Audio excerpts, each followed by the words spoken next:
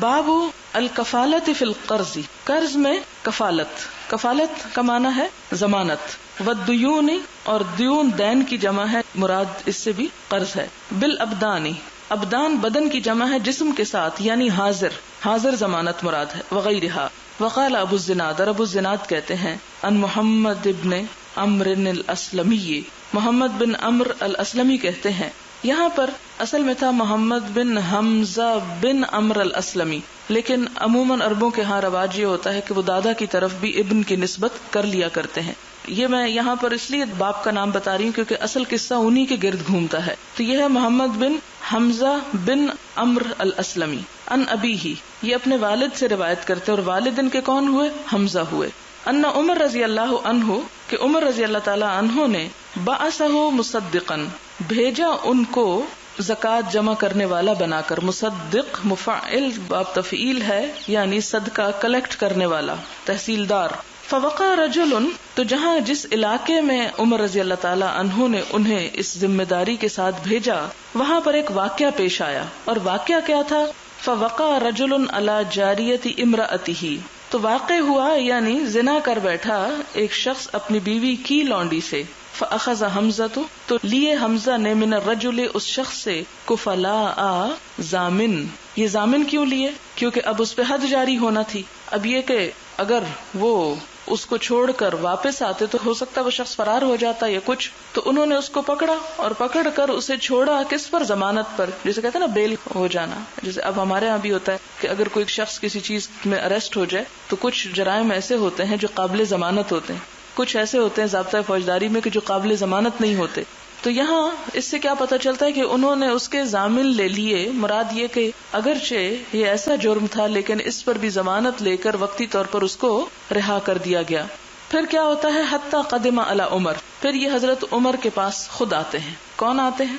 حمزہ. کس لیے آتے ہیں؟ کہ پوچھیں کہ اس مسئلے کا اب حل کیا ہے. وکان عمر قد جلدہ 100 جلدۃ، اور عمر رضی اللہ تعالی عنہ نے اس کے بارے میں 100 کوڑوں کا فیصلہ کیا. اب چونکہ اس کی سزا تو رجم بنتی تھی کہ شادی شدہ تھا نا، اپنی بیوی کی لونڈی سے اس نے زنا کیا تھا، تو اس کی سزا کیا بنتی تھی؟ رجم بنتی تھی. لیکن حضرت عمر نے کوڑوں کا فیصلہ سنا دیا.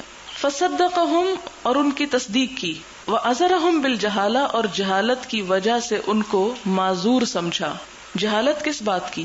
جہالت ان لوگوں کی یہ تھی کہ اس شخص نے جس نے زنا کا ارتکاب کیا تھا اسے یہ معلوم نہیں تھا کہ بیوی کی لونڈی جو ہے وہ اس پر حرام ہے. اس نے یہ سمجھا تھا کہ بیوی کا مال اس کا اپنا مال ہے، اور چونکہ وہ بیوی کی ملکیت ہے اس لیے وہ اس کی بھی ملکیت ہی شمار ہوگی. تو اس نے برائی سمجھ کر نہیں، اپنا حق سمجھ کر ایسا کام کیا تھا. اس وجہ سے حضرت عمر رضی اللہ تعالی عنہ نے اس پر بڑی حد یعنی رجم کی جاری نہ کی بلکہ کوڑوں کا فیصلہ کیا. تو یہ اصل میں یہ اتنے ہی ٹکڑا ہے. اب نئی بات شروع ہو جائے گی آگے. اس اتنے سے چھوٹے سے ٹکڑے سے بات کیا سمجھانا مقصود ہے؟ امام بخاری اس باب میں، اسے کفالت کے باب میں کیوں لائے ہیں کہ کفالت جو ہے وہ صرف مالی معاملات میں نہیں ہوتی، دیگر معاملات میں بھی ہوتی ہے، یعنی لوگوں کی جیسے آزادی اور رہائی وغیرہ کے معاملے میں. وقال جریر والاشعث لعبد اللہ بن مسعود فی المرتدین، جریر اور اشعث نے حضرت عبداللہ بن مسعود سے مرتدین کے بارے میں کہا. مرتدین یہاں پر اصل میں ایک قصہ ہے.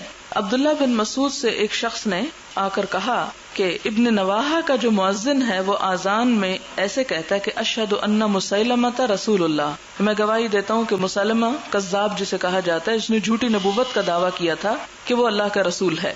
تو اس پر انہوں نے کیا کیا کہ ابن نواحہ کو، کہ اس کو تو قتل کر دیا لیکن اس کے ساتھیوں کو بلا بھیجا جو اس کے اوپر ایمان لاتے تھے یا اس کی بات ماننے والے تھے. اور حضرت عبداللہ بن مسعود نے اپنے دوستوں سے مشورہ کیا کہ ان لوگوں کے ساتھ کیا معاملہ کرنا چاہیے. مرتدین، انہیں مرتد کہا گیا. مرتد کیوں کہا گیا؟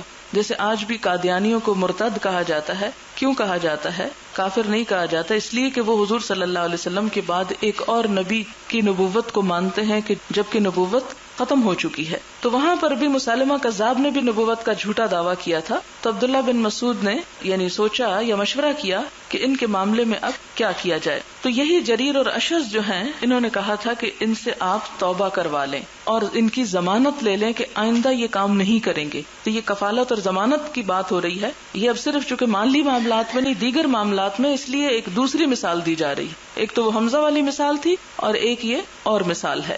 اور کہا جاتا ہے کہ وہ 170 آدمی تھے جن کی ضمانت لی گئی. تو اس سے بتانا کیا مقصود ہے کہ حدود کے معاملات میں بھی کفالت لی جا سکتی ہے. وقال جریر والاشعث، جریر اور اشعث نے مشورہ دیا کس کو؟ لعبداللہ ابن مسعود، عبداللہ بن مسعود کو، فی المرتدین، مرتدین کے معاملے میں. اور یہ مرتدین کون تھے؟ جو مسلمہ کذاب کی جھوٹی دعوی نبوت کو تسلیم کر چکے تھے. استتبہم، ان سے توبہ کرواؤ. استتبہم یعنی باب کون سا؟ یہ استفال ہے. استفال میں طلب پائی جاتی ہے، ان سے توبہ طلب کرو. وکفلہم، اور ان سے ضمانت لے لو. فتابو، تو انہوں نے توبہ کر لی. وکفلہم، اور ضمانت دی ان کی، اشائرہم، ان کے کنبے والوں نے، کہ آئندہ یہ ایسا کام نہیں کریں گے، ورنہ کیا تھا کہ ان کو بھی قتل کروا دیا جاتا.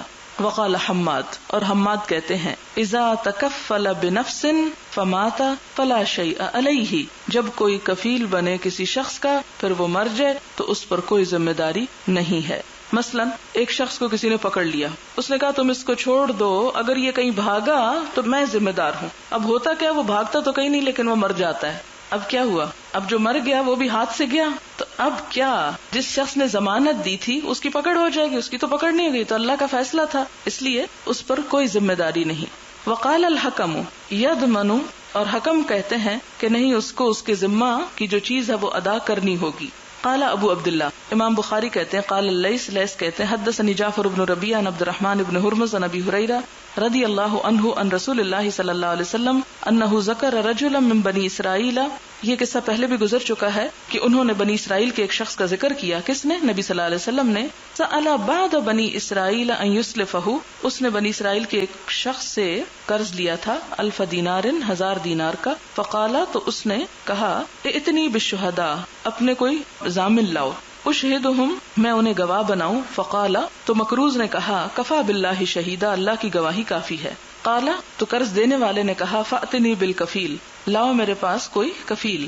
قال کفا باللہ وکیلا، تو اس نے کہا اللہ ہی مجھ کو کافی ہے کفالت میں. یہ جو کفیل اور یہ جو ضامن، یہ سب لفظ جو ہیں یہ آپس میں ملتے جلتے ہیں، صرف تھوڑا تھوڑا فرق ہے، اور وہ مختلف علاقوں میں خاص لفظ کے مشہور ہونے کی وجہ سے.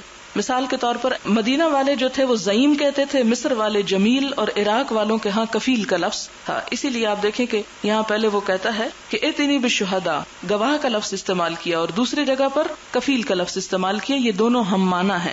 قال صدقتا، اس نے کہا کہ تم نے سچ کہا. فدفعها الیہ الی اجل مسمى، تو اس شخص نے اسے ایک وقت مقرر تک کے لیے قرضہ دے دیا.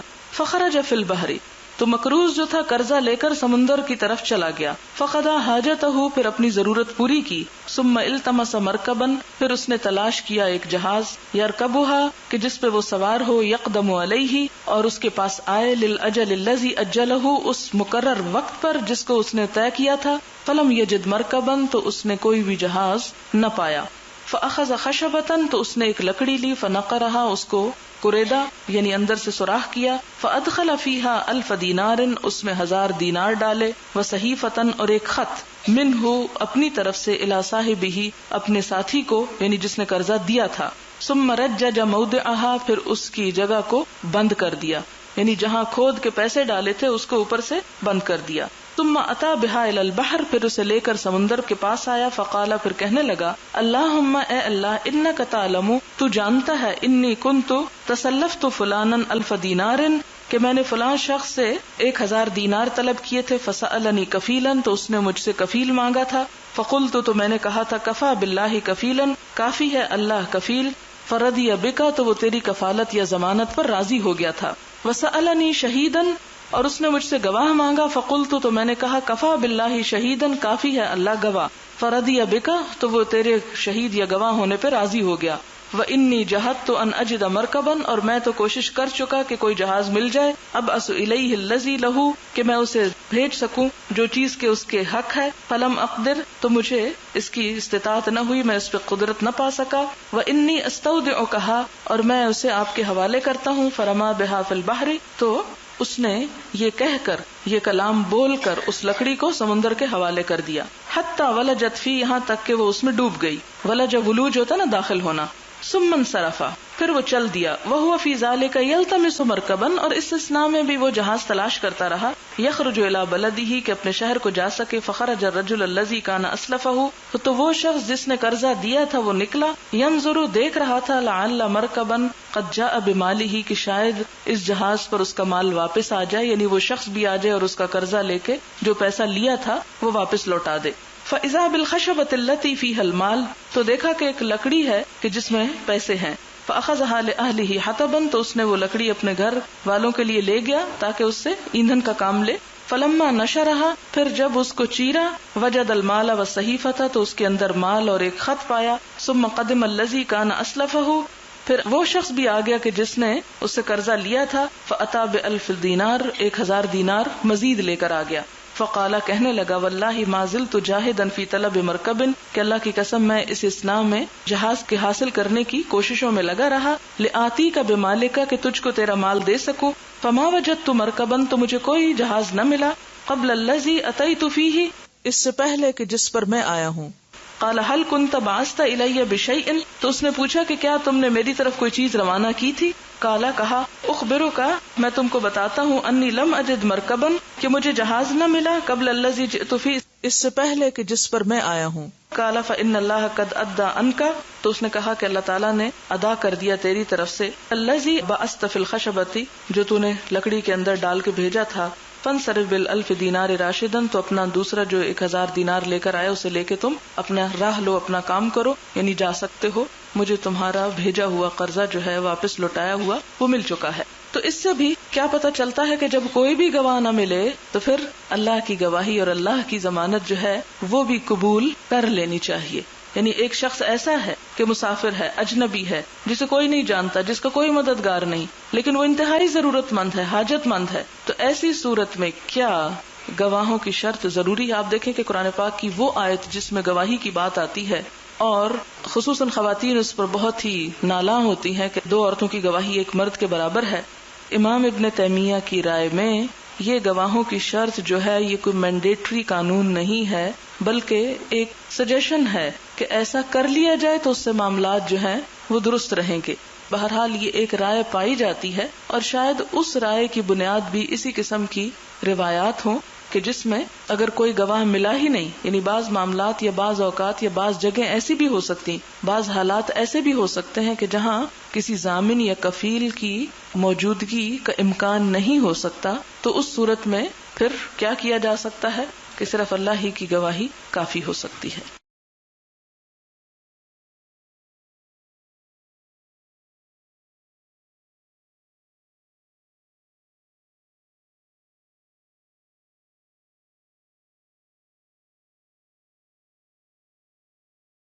باب قول اللہ عز وجل، اللہ تعالیٰ کے بیان کہ والذین عقدت ایمانکم، وہ لوگ کہ پختہ لیں قسمیں تم سے، فآتوہم نصیبہم، تو دے دو ان کو حصہ ان کا. عربوں کے ہاں ویسے بھی آپ جانتے ہیں کہ کوئی اسٹیٹ نہیں تھی، لوگ قبائل میں رہتے تھے اور مختلف قبائل مختلف علاقوں اور جنگلوں اور صحراؤں میں بکھرے ہوئے تھے، اور ان کی ایک ضرورت تھی کہ وہ باہم کسی بھی طور پر ایک دوسرے سے جڑ کر رہیں، اور اسی میں ان کا فائدہ ہوتا تھا. آپ نے سورۃ التوبہ کے شروع میں قرآن پاک میں معاہدات توڑنے کی بات پڑھی. وہ کیا معاہدات تھے؟ کس نے کیے تھے؟ اللہ کے رسول صلی اللہ علیہ وسلم نے کیے تھے. کس سے کیے تھے؟ بہت سے عرب قبائل کے ساتھ کیے تھے. کیوں کیے تھے؟ صلح حدیبیہ کے علاوہ کے معاہدات کو، وہ جو براۃ من اللہ ورسولہ، کس لیے کیے تھے؟ کیونکہ یہ عربی زندگی کی ایک ضرورت تھی کہ مختلف قبائل کو اپنا حلیف بنایا جائے تاکہ بوقت ضرورت اگر کہیں جنگ کا موقع ہو یا کوئی مخالفت کا موقع ہو تو وہ تمام قبائل جن کی باہم ایک دوسرے کے ساتھ دوستی ہو، تعلق ہو، وہ مل کر اکٹھے ہو کر پھر اپنے مخالف کے خلاف لڑ سکیں. اسلام جب ایک قوت پکڑ چکا تو اس صورت میں ضروری تھا کہ شرک کا خاتمہ کر دیا جاتا اور ایسے تمام معاہدات کو کینسل کر دیا جاتا. لہٰذا وہ معاہدات وہاں بھی کینسل کیے گئے، اور یہاں پر بھی اس کا پس منظر یہی ہے کہ عربوں کے ہاں جب کسی سے بہت دوستی ہو جاتی تھی تو ان کا معاہدہ کرنے کا طریقہ یہ ہوتا تھا، وہ کہتے تھے کہ تمہارا خون میرا خون، تم جس سے لڑو اس سے ہم لڑیں گے، تم جس سے صلح کرو اس سے ہم صلح کریں گے، تم ہمارے وارث بنو گے ہم تمہارے وارث بنیں گے، تمہارا قرضہ ہم سے لیا جائے گا ہمارا قرضہ تم سے لیا جائے گا، تمہاری طرف سے دیتیں ہم دیں گے ہماری طرف سے دیتیں تم دینا۔ تو یہ انتہائی گہری دوستی کی کچھ علامات تھی، تعلقات تھے کہ جو اس حد تک کو پہنچتے تھے کہ جس میں دوستوں کے ساتھ معاملہ جو تھا وہ خونی رشتوں کے برابر آ جاتا تھا۔ ابتدائے اسلام میں اسے ایسے ہی رہنے دیا گیا، اس کی اجازت دی گئی، یہاں تک کہ ان کا چھٹا حصہ بھی مقرر کیا گیا، لیکن بعد میں یہ حکم منسوخ ہو گیا اور یہ کہا گیا کہ نہیں، وَأُولُو الْأَرْحَامِ بَعْضُهُمْ أَوْلَى بِبَعْضٍ فِي کتاب اللہ، کہ اب جو خون کے رشتے ہیں وہ آپس میں ایک دوسرے کے زیادہ حقدار ہیں اللہ کی کتاب میں۔ یعنی تعلق سے منع نہیں کیا گیا، لیکن ان تمام قانونی پیچیدگیوں اور مشکلات سے بچنے کے لیے کہ جو ان تعلقات کے وجہ سے رشتہ داروں کے درمیان اور دوسرے لوگوں کے درمیان پیدا ہو سکتی تھی، اس لیے ایک اصول اور ضابطہ قائم کر دیا گیا اور باقی تمام جو تعلق تھے انہیں ختم کر دیا گیا۔ آپ دیکھیں کہ مثال کے طور پر جو مواخات ہوتی ہے، حضور صلی اللہ علیہ وسلم انصار اور مہاجرین کے درمیان ایک بھائی چارے کی فضا پیدا کرتے ہیں، تو اس میں بھی ابتدا میں کیا تھا کہ ایک دوسرے کی وراثت میں بھی شریک ہو سکتے تھے، لیکن بعد میں کیا کیا گیا کہ وہ صرف خون کے رشتوں تک وراثت کو محدود کر دیا گیا، اور باقی تعلقات جو ہیں فرمایا کہ ان سے جو تم نے عہد ویسے ہی کر رکھے ہوں وہ عہد تم نبھا سکتے ہو۔ حدثنا اسلط بن محمد حدثنا ابو اسامہ عن ادریس عن طلحة بن مصرف عن سعید بن جبیر عن ابن عباس رضی اللہ عنہما ولکل جعلنا موالیا قال ورثته، اور ہر ایک کے لیے ہم نے ٹھہرائے کیا موالی، اور موالی سے مراد کیا ہے یہاں، یعنی اس کے وارث۔ والذین عقدت ایمانکم، اور وہ لوگ کہ جن سے تم پکی قسمیں کھا چکے ہو۔ قال کان المہاجرون لما قدموا علی النبی صلی اللہ علیہ وسلم المدینہ، کہ مہاجرین جب نبی صلی اللہ علیہ وسلم کے پاس مدینہ میں آئے، ورث المہاجر الانصاریہ، وارث ہوتا تھا مہاجر انصاری کا، دون ذوی رحمہ، اس کے رشتہ داروں کے علاوہ، للأخوۃ التي آخى النبی صلی اللہ علیہ وسلم بینہم، اس اخوت بھائی چارے اور دوستی کی بنا پر جو نبی صلی اللہ علیہ وسلم نے ان کے درمیان باندھی تھی یا پیدا کی تھی۔ فلما نزلت، پھر جب یہ آیت نازل ہوئی، وَلِكُلٍّ جَعَلْنَا مَوَالِيَ، کہ ہر ایک کے ہم نے حصے مقرر کر دیے، نسخت، تو اس آیت نے اس کو منسوخ کر دیا۔ ثم قال، پھر فرمایا، وَالَّذِينَ عَقَدَتْ أَيْمَانُكُمْ، کہ وہ لوگ جن سے تمہاری پختہ عہد ہو چکے ہوں، تو وہ عہد کس صورت میں پورے ہوں گے، یعنی مال کے علاوہ، إِلَّا النَّصْرَ، مدد، وَالرِّفَادَةَ، رفادہ ریف دال رف دن ہوتا ہے دینا، کچھ دے کر مدد کرنا، یعنی کسی کو کچھ دے دلا کر اس کی مدد، مالی مدد کے معنی میں۔ نصر اور رفادہ دونوں کا معنی مدد ہی ہے، فرق یہ ہے کہ نصر کیا ہے، ہر طرح کی مدد، لیکن رفادہ کیا ہے، کسی کو کچھ مال وغیرہ دے کر، یعنی مقرر حصہ نہیں، کسی بھی طرح دے کر اس کی مدد کی جائے۔ قرآن پاک میں ایک لفظ آتا نا کہ بئس الرفد المرفود، والنصیحہ، اور خیر خواہی، وقد ذهب المیراث ویوصى له، اور اس وقت جب یہ آیت اتری تو کیا ہوا کہ میراث کا حق جو تھا وہ ختم ہو گیا، ویوصى له، اور اس کے لیے اب وصیت کی جاتی تھی۔ قرآن پاک میں جو آیت میراث آپ پڑھتے ہیں اس میں آپ نے بار بار ایک لفظ پڑھا ہوگا، من بعد وصیۃ یوصی بها او دین، تو وہ یوصی بہا کس کے لیے، اور اچھے کاموں کے لیے بھی، لیکن اس طرح کے دوستوں اور تعلقات والوں کے لیے بھی وصیت کی اجازت یا مد چھوڑ دی گئی، لیکن باقاعدہ وراثت میں حصہ منسوخ کر دیا گیا۔ حدثنا قتيبة حدثنا اسماعيل بن جعفر عن حميد عن انس رضي الله عنه قال قدم علينا عبد الرحمن بن عوف فآخى رسول الله صلى الله عليه وسلم بينه وبين سعد بن ربيع۔ حضرت انس کہتے ہیں کہ آئے ہمارے پاس عبد الرحمن بن عوف، تو نبی صلی اللہ علیہ وسلم نے ان کے درمیان اور سعد بن ربیع کے درمیان مواخات پیدا کر دی۔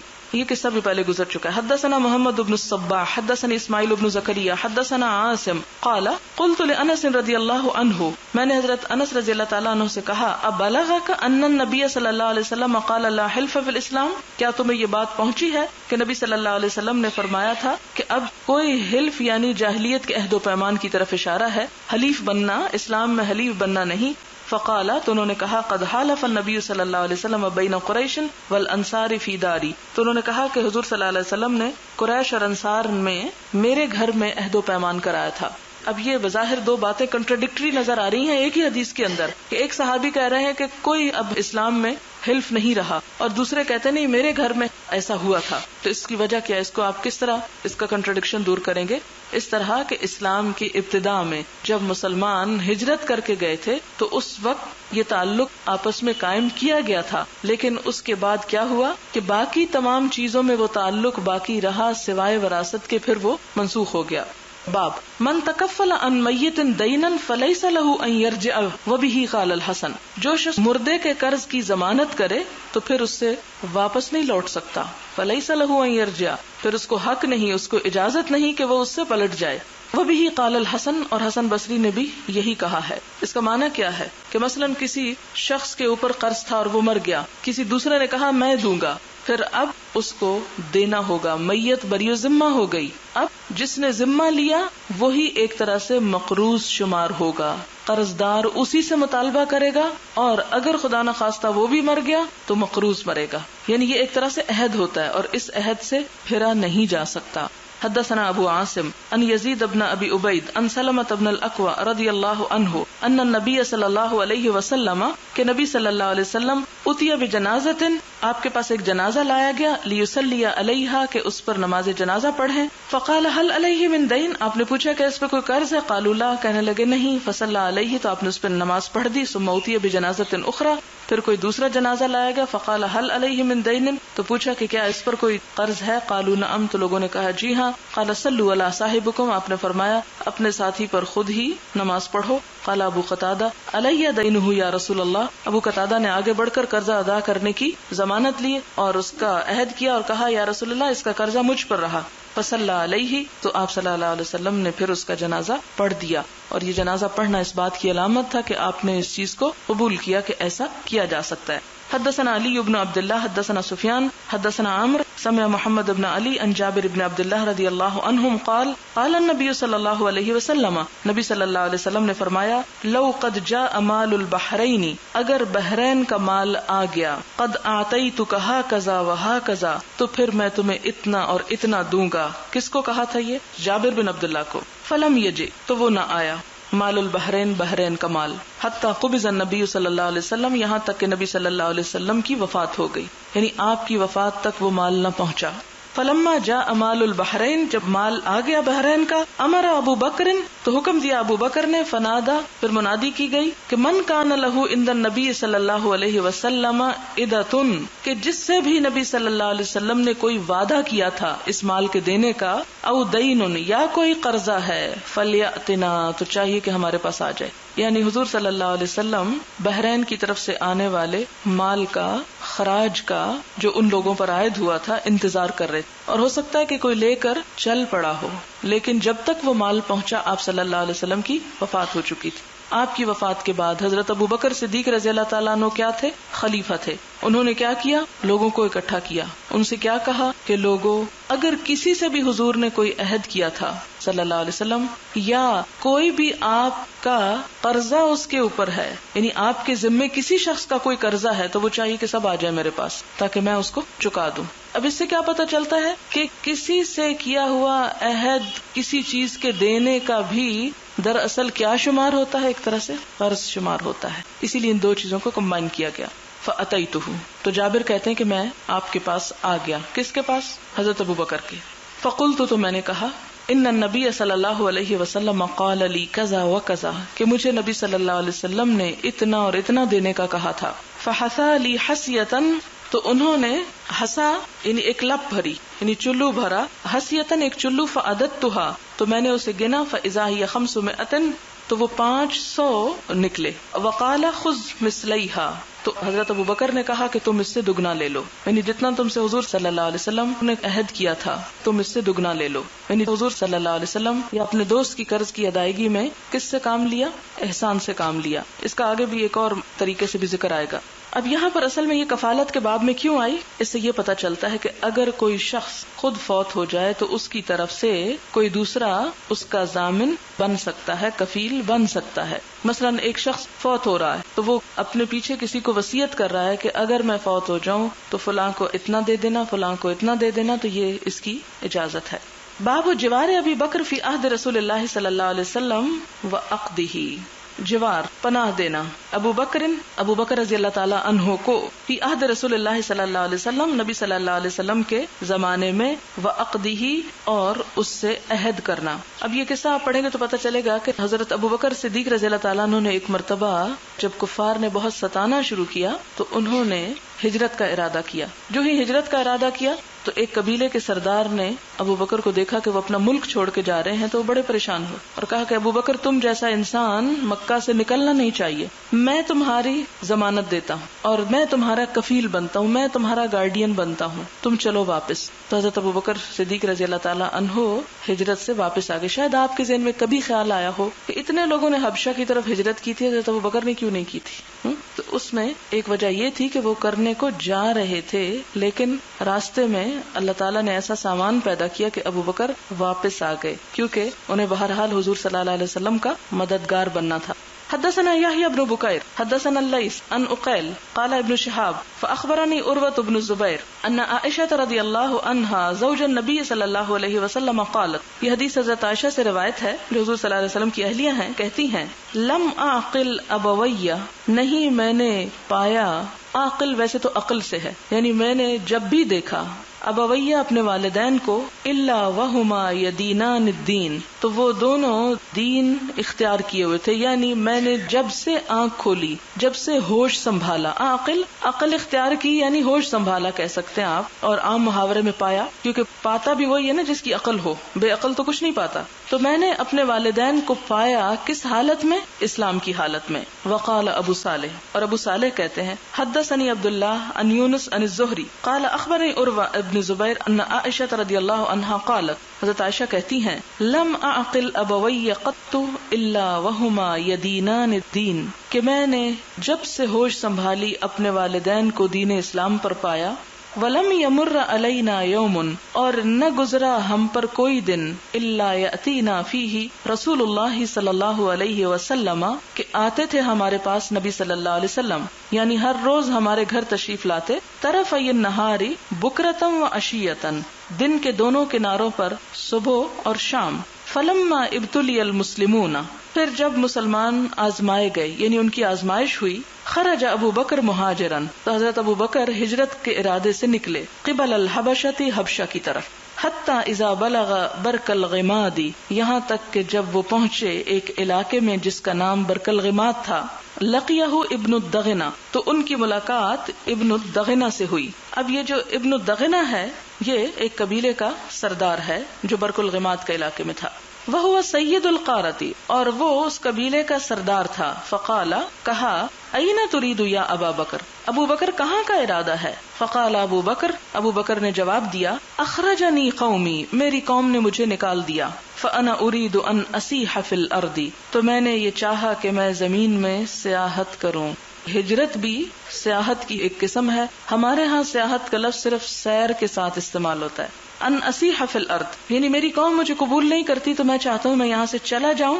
فاعبد ربی, تو میں اپنے رب کی عبادت کر سکوں. قال ابن الدغنہ کہتا ہے ان مثلک لا یخرج, آپ جیسے کو تو نہ نکلنا چاہیے, ولا یخرج, اور نہ نکالا جانا چاہیے. فإنک, کیونکہ آپ تکسب المعدوم, کما کر دیتے ہیں محروم کو. معدوم جس کے پاس کچھ نہ ہو, یعنی جو چیزیں لوگوں کے پاس ہیں نہیں وہ تم ان کو کما کے دیتے ہو, یعنی کھانے پینے کی ضرورت کی چیزیں ان کو فراہم کرتے ہو. وتصل الرحم, اور صلہ رحمی کرتے ہو. وتحمل الکل, اور بوجھ اٹھاتے ہو, یعنی ضمانت وغیرہ دوسروں کی لیتے ہو. اب یہ جو تحمل الکل ہے نا, کل بوجھ ہوتا ہے, بوجھ یعنی اپنے بال بچوں کا بھی اور دوسروں کی ذمہ داریاں بھی اپنے اوپر لے لیتے ہو اور دوسروں کے ضامن اور کفیل بن جاتے ہو. یہی اس باب سے مناسبت ہے. وتقر الضیف, اور تم مہمانداری کرتے ہو. وتعین علی نوائب الحق, اور تم حق کے راستے میں پیش آنے والی مشکلات میں مددگار ہوتے ہو, یعنی جب کہیں کسی کو کوئی مشکل پیش آئے تو تم ساتھ دیتے ہو. وَأَنَا لَكَ جَارٌ, اور میں تمہارا ذمہ دار ہوں. انا لَكَ جَارٌ, یعنی تمہیں اپنی پناہ میں لیتا ہوں. جار, جور, جوار, یہ آپ پڑھ چکے ہیں. فرجے, تو لوٹ جاؤ. فَعْبُدْ رَبَّكَ بِبِلَادِكَ, اپنے ہی ملک میں اپنے رب کی عبادت کرو. فارتحل ابن الدغنہ, تو ابن دغنہ جو تھا وہ چل دیا. کس کے ساتھ؟ یعنی ابو بکر کے ساتھ. فرجع مع ابی بکر، تو لوٹا ابو بکر رضی اللہ تعالیٰ عنہ کے ساتھ. فطاف فی اشراف کفار قریش، اور وہ گھوما پھرا قریش کے کفار کے سرداروں میں. یعنی ابن الدغینہ نے آ کر بات چیت کی کس سے؟ قریش کے سرداروں سے. کس کے بارے میں؟ حضرت ابو بکر کے بارے میں کہ ان کو کچھ نہ کہا جائے. فقال لهم، تو انہوں نے کہا ان سے. کس نے کہا؟ ابن الدغینہ نے. کن سے کہا؟ قریش سے. ان ابا بکر لا یخرج مثلہ ولا یخرج، کہ ابو بکر جیسا نہ تو نکلنا چاہیے یہاں سے اور نہ نکالا جانا چاہیے. اتخرجون رجلا یکسب المعدوم ویصل الرحم ویحمل الکل ویقر الضیف ویعین علی نوائب الحق. شروع کے پیچھے ترجمہ ہو چکا اس لیے ریپیٹ نہیں کر رہے. فانفذت قریش جوار ابن الدغینہ، تو یہ بات سن کر قریش نے نافذ کر لیا، یعنی مراد کیا ہے؟ قبول کر لیا. کس کو؟ ابن الدغینہ کے ضامن بننے کو. تو قریش کے کافروں نے ابن دغینہ کی پناہ منظور کر لی. وآمنوا ابا بکر، اور وہ ابو بکر کو امن دینے پہ راضی ہو گئے. وقالوا لابن دغینہ، اور ابن دغینہ سے کہنے لگے مر ابا بکر، ابو بکر کو کہو فلیعبد ربہ فی دارہ، کہ اپنے رب کی عبادت اپنے گھر کے اندر ہی کیا کرے. فلیصلی، چاہیے کہ پڑھے نماز، وہی نماز پڑھے. ولیقرأ ما شاء، اور جو پڑھنا چاہتا ہے پڑھے. یعنی وہ حرم پاک میں آ کر یا گھر سے باہر نکل کر نہ نماز پڑھے نہ قرآن پڑھے. کیوں؟ کسی کو تو کچھ نہیں کہہ رہے تھے، پڑھ کے ہی دکھا رہے تھے نا، لیکن عملی تبلیغ تھی. ولا یؤذینا بذالک، اور ہمیں اس چیز سے اذیت نہ دیا کرے. تو گویا ان کو کیا تھا؟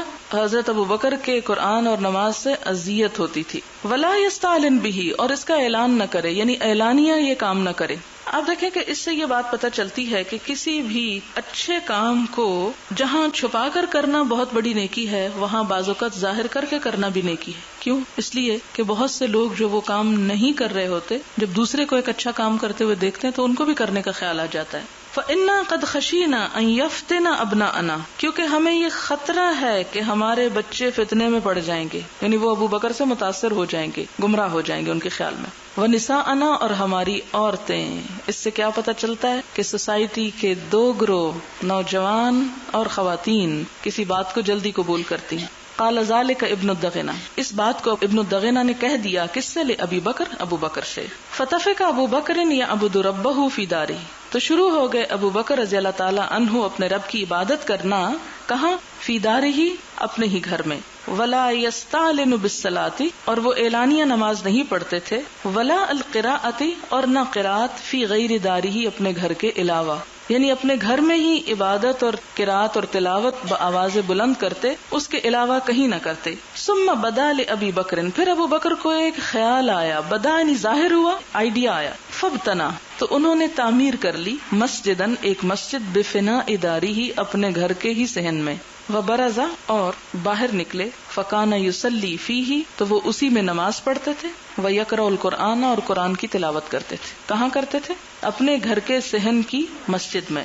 فیتقصف علیہ نساء المشرکین، تو مشرکین کی عورتیں ان پر ہجوم کر دیتی. وابناؤہم، اور ان کے بچے، ان کے بیٹے. یعجبون، ان سے تعجب کرتے، حیران ہوتے. وینظرون الیہ، اور ان کو دیکھتے، یعنی حیرانی کے ساتھ ابو بکر کو دیکھتے کہ یہ کیا کر رہے ہیں.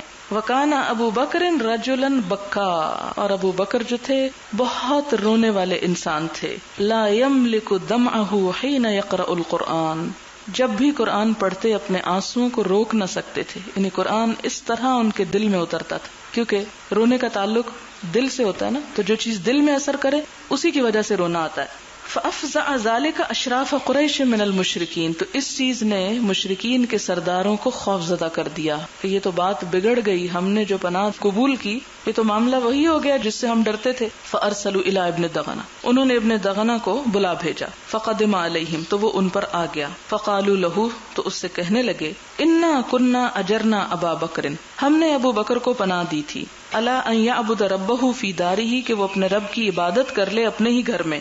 وَإِنَّهُ جَاوَزَ ذَلِكَ، لیکن اس نے اس بات سے تجاوز کر لیا، حد سے بڑھ گیا. فَابْتَنَا مَسْجِدًا بِفِنَاءِ دَارِهِ، تو اس نے بنا ڈالی ایک مسجد. کہاں؟ اپنے گھر ہی کے صحن میں.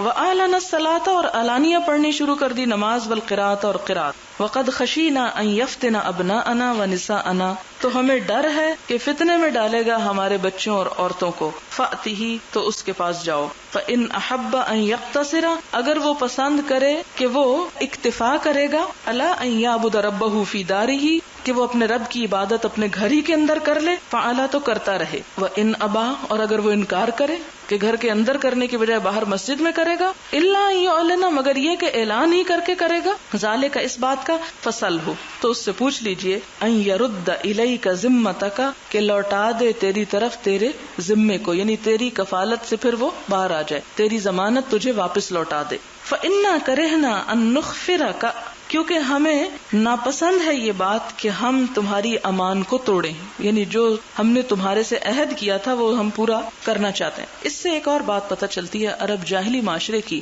انسان بعض اوقات سوچتا ہے نا کہ اللہ تعالیٰ نے اتنے بے آب و گیا صحرائی علاقے کو قرآن کے نزول کے لیے کیوں چنا تھا، اور عرب جیسے اتنے شدید اکھڑ مزاج لوگوں کو اسلام کی خدمت کے لیے کیوں پسند کیا؟ تو ان کی چند ایک صفات کی وجہ سے، چند خوبیوں کی وجہ سے، اور دور جاہلیت کے شرک اور فساد اور گمراہیوں کے باوجود ان کے اندر چند ایک خوبیاں ایسی تھیں کہ جو انہیں ہر دوسرے قبیلے یا علاقے سے ممتاز کرتی۔ نمبر ایک یہ کہ بات کے سچے اور کھرے ہوتے، جو کہہ دیتے تھے وہ کر کے ہی دم لیتے تھے، یہ ان کی بہت بنیادی خوبی تھی۔ دوسری خوبی کیا تھی کہ وعدہ نہیں توڑتے تھے۔ تیسری خوبی یہ تھی کہ انتہا درجے کے مہمان نواز تھے۔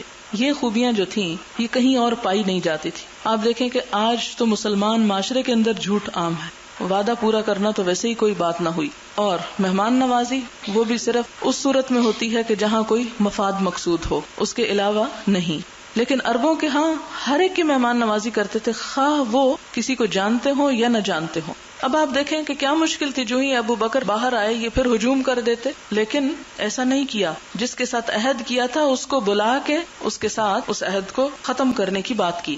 وَلَسْنَا مُقِرِّينَ لِأَبِي بَكْرٍ الْإِسْتِعْلَانَ اور ہم ابو بکر کو کبھی بھی علانیہ عبادت کرنے کی اجازت نہیں دیں گے۔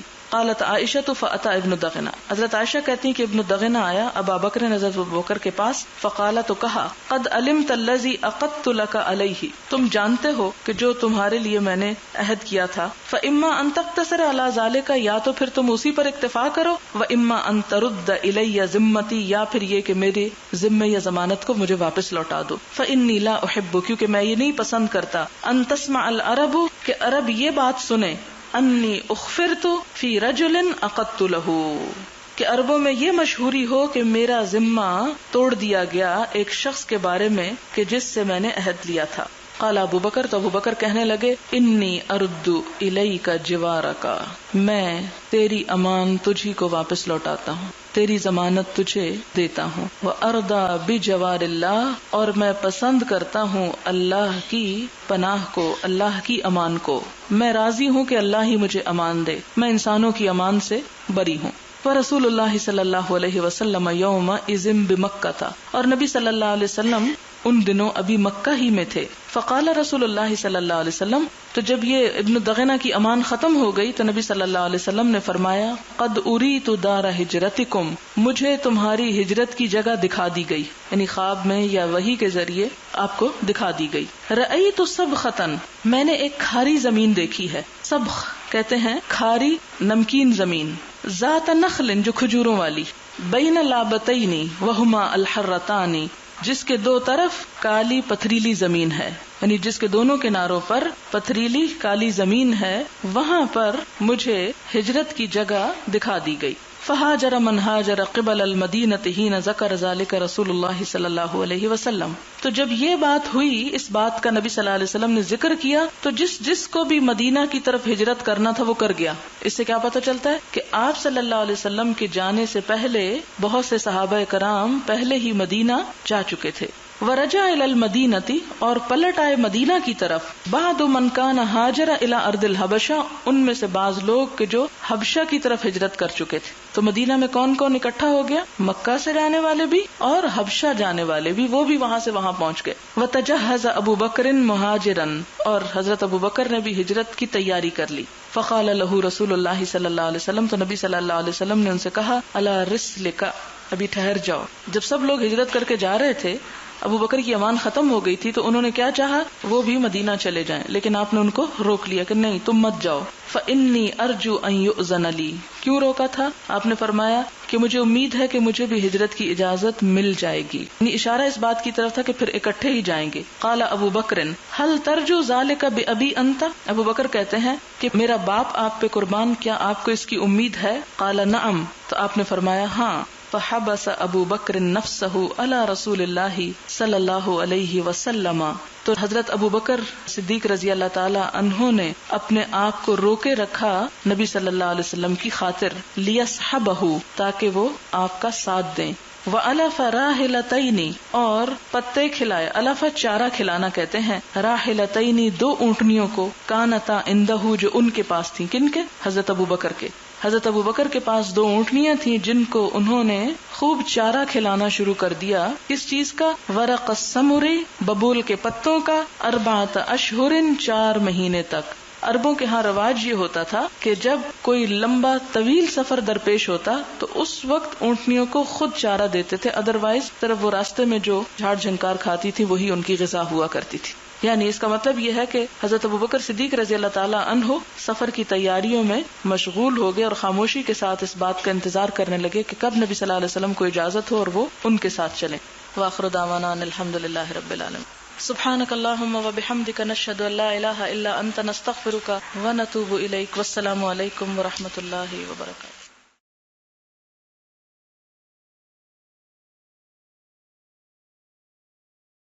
نحمده ونصلي على رسوله الكريم.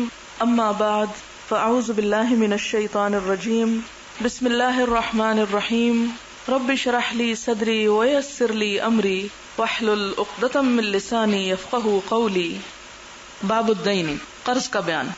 حدثنا يحيى بن بكير حدثنا الليث عن عقيل عن ابن شهاب عن ابي سلمة عن ابي هريرة رضي الله عنه ان رسول الله صلى الله عليه وسلم كان يؤتى بالرجل المتوفى عليه الدين. نبی صلی اللہ علیہ وسلم کے پاس ایک فوت شدہ شخص، متوفى بولیں گے آپ، اس کو متوفی نہیں بولیں گے. عموماً ہمارے ہاں یہ لفظ جب لکھا جاتا ہے اردو میں تو لوگ اس کو متوفی پڑھتے ہیں، حالانکہ متوفی فاعل ہے، فوت کرنے والا، اور وہ کون ہے؟ اللہ تعالی. تو یہاں پر متوفی مفعول ہے، یعنی جو شخص فوت ہو. ایک فوت شدہ شخص لایا گیا علیہ الدین جس پر قرض تھا. فیسأل، تو آپ نے پوچھا، هل ترک لدینہ فضلا، کیا اس نے اپنے قرض کی ادائیگی کے لیے کوئی زائد چیز چھوڑی ہے؟ فإن حدث، اگر بتایا جاتا، انہ ترک لدینہ وفاء، کہ اس نے اپنے قرض کی ادائیگی کے لیے کچھ چھوڑا، صلی تو آپ نماز پڑھتے، وإلا ورنہ، قال للمسلمین، مسلمانوں سے کہتے، صلوا علی صاحبکم، اپنے ساتھی پہ نماز جنازہ پڑھ لو. فلما فتح اللہ علیہ الفتوح، پھر جب اللہ تعالیٰ نے آپ پر بہت سی فتوحات کی، قال، فرمایا، انا اولا بالمؤمنین من انفسہم، میں مومنین کے لیے ان کی جانوں سے بھی بڑھ کر ان کا خیر خواہ ہوں، ان کے قریب ہوں. فمن توفی من المؤمنین، تو مومنین میں سے جو کوئی فوت ہوگا، فترک دینا، پھر اس نے کوئی قرضہ چھوڑا، فعلی قضاؤہ، تو اس قرض کو ادا کرنا میری ذمہ داری ہوگی. ومن ترک مالا، اور جس نے کوئی مال چھوڑا، فلورثتہ، تو وہ اس کے وارثوں میں تقسیم ہوگا، یعنی میں وہ نہیں لوں گا بلکہ اپنی ذمہ داری صرف پوری کروں گا. قرآن پاک میں یہ آیت آتی ہے، النبی اولا بالمؤمنین من انفسہم، کہ نبی صلی اللہ علیہ وسلم اہل ایمان کے لیے زیادہ قریب ہیں. اولا ولی سے ہیں، دوست ہیں، ہمدرد ہیں، مددگار ہیں، حمایتی ہیں، قریب ہیں. من انفسہم، ان کی اپنی جانوں سے بھی بڑھ کر، یعنی کوئی انسان اپنے حق میں اپنی ذات کے لیے جتنا خیر خواہ ہو سکتا ہے، اللہ کے رسول صلی اللہ علیہ وسلم اس خیر خواہی سے بھی بڑھ کر اس شخص کے لیے خیر خواہ ہیں. اور حقیقت یہ ہے کہ اللہ کے حبیب محمد صلی اللہ علیہ وسلم نے دین اسلام کی تعلیم اور تبلیغ اور اس سب کے ذریعے جو ہمارے ساتھ بھلائی کی ہے، وہ ہمارے والدین نے بھی ہم سے نہیں کی، ہمارے ساتھ کسی نے بھی نہیں کی. کیونکہ اگر یہ تعلیمات نہ ہوتی تو ہمارے والدین اور ہمارے باقی لوگ ہمارے ساتھ کیا کر سکتے تھے. حتیٰ کہ آج کے بھی جو استاد ہیں وہ بھی کس بنا پر ہمدردی اور خیر خواہی کر رہے ہیں کہ ان کے ہاتھ میں یہ خزانہ ہے. اگر یہ خزانہ نہ ہو، اپنی عقل سے اور اپنی سوچ سے کون کسی کی کتنی کیا خیر خواہی کر سکتا ہے. تو یہ ہم سب پر اصل احسان کس کا ہے؟ نبی صلی اللہ علیہ وسلم کا، کہ اللہ تعالیٰ نے انہیں ہمارے لیے منتخب فرمایا. اس لیے آپ کی ذات کا جتنا بھی حق ادا کیا، جتنا بھی احترام کیا جائے، جتنی بھی آپ سے محبت کی جائے، جتنا بھی آپ کے ساتھ تعلق قائم کیا جائے، اتنا ہی کم ہے.